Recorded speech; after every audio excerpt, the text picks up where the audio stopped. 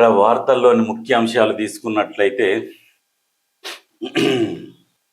ఇప్పుడు ఏది డీలిమిటేషన్, లోక్సభ స్థానాలు, ఇక్కడ అసెంబ్లీ స్థానాలు పెరిగినాయి.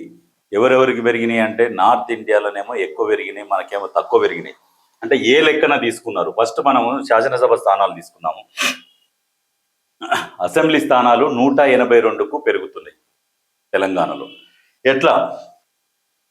లోక్సభ సీట్లు సైతం 17 నుంచి 26కు పెంపు, మహిళలకు 60% సీట్లు రిజర్వ్. ఎట్లా ఇస్తున్నారంటే వీళ్ళు 2011 జనాభా లెక్కల ప్రకారం, అప్పటి నుంచి ఇప్పటిదాకా మళ్ళీ జనాభా ఈ లెక్కలకు రాకుండా 2011నే లెక్కలకు తీసుకొని 2011 జనాభా లెక్కల ప్రకారమే పెరగనున్న సీట్లు.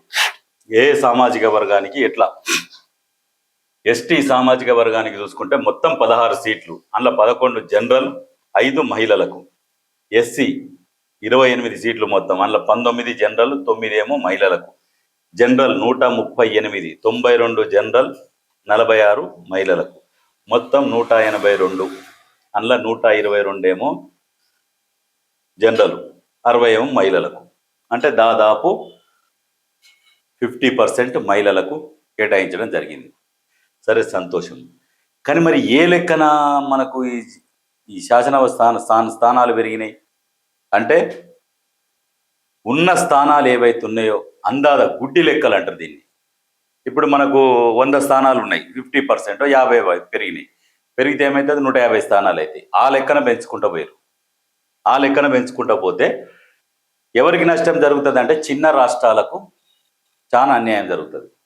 చిన్న రాష్ట్రాలు ఎక్కడున్నాయంటే మన సౌత్లో ఉన్నాయి, మిగతా బీజేపీ పాలించేటి కాకుండా మిగతాయి అటువంటి ప్రాంతాలకు భారీ నష్టం జరుగుతుంది. అయితే సరే, ఇక్కడనే మళ్ళా ఇది చూసుకున్నట్టయితే లోక్సభ స్థానాలు 850కి పెరుగుతున్నాయి. 850కి పెరిగితే ఎట్లా? డ్యూటీ అసెంబ్లీ స్థానాల్లోనూ పెరుగుదల. 2011 జనాభా లెక్కల ఆధారంగానే పునర్విభజన. 2029 ఎన్నికల ముందు నుంచే మహిళల కోట.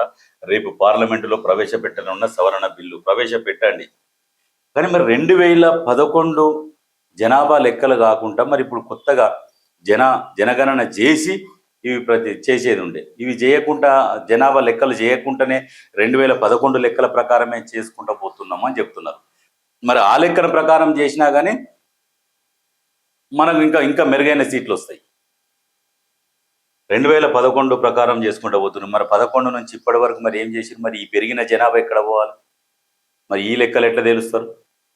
చేసేదేదో మళ్ళీ జనగణన చేసినాక చేస్తే బాగుంటుండే. ఏంటంటే ఏకపక్ష నిర్ణయాలు ఇవన్నీ.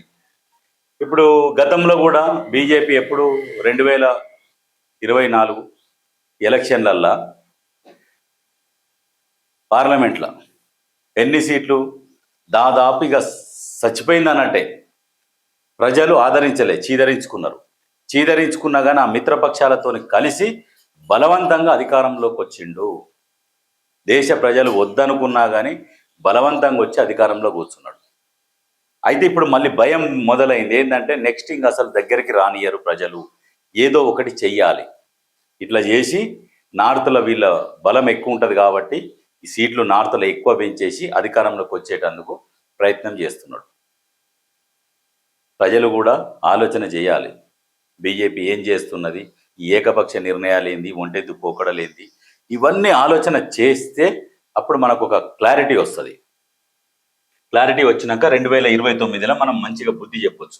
అయితే ఎట్లా ఈ లెక్కన ప్రకారం దక్షిణాదిల లోక్సభ స్థానాలు ఎట్లా ఉన్నాయంటే, తమిళనాడులో 39కి 59, కర్ణాటకలో 28కి 42, ఆంధ్రప్రదేశ్లో 25కు 38, తెలంగాణలో 17కు 26, కేరళం 20కి 30. కేరళ చూడు 10 సీట్లు పెరిగినాయి.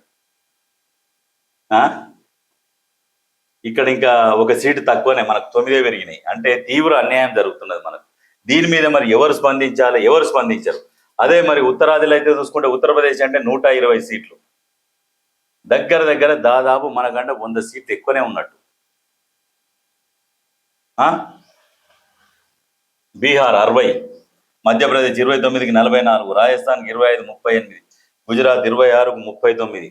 అంటే వాళ్ళ బలం ఉన్న దగ్గరనేమో సీట్లు భారీగా పెంచుకోరు. తెలివితో ఆలోచన చేసి ఎట్లా చేయాలి, ఏం చేయాలి, ఏ లెక్కన పెంచుతుంటే మనం సక్సెస్ అవుతామని చెప్పేసి ఆలోచన చేసి ఆ లెక్కన పెంచుకున్నారు.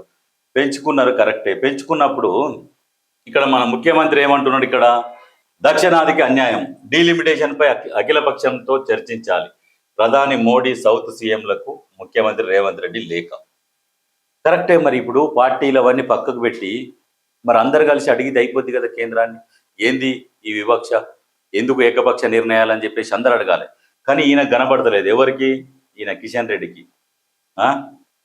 సీఎం రేవంత్ వ్యాఖ్యలు అర్ధరహితమట. వితండవాదం పక్కన పెట్టి బిల్లుకు సహకరించాలి. ఎట్లా సహకరిస్తారే? సికింద్రాబాద్ లోక్సభ ప్రజలు ఈయనకు ఏం కనిపిస్తలేదు. కాబట్టి ఈయన కనిపించేలాగా 2029లో ఏదన్నా ఒకటి చెయ్యాలి. చేస్తే అప్పుడు కనపడుతుంది ఈయనకు. ఏం చేయాలి? ఈయనకు న్యాయం చేయాలంటే అప్పుడు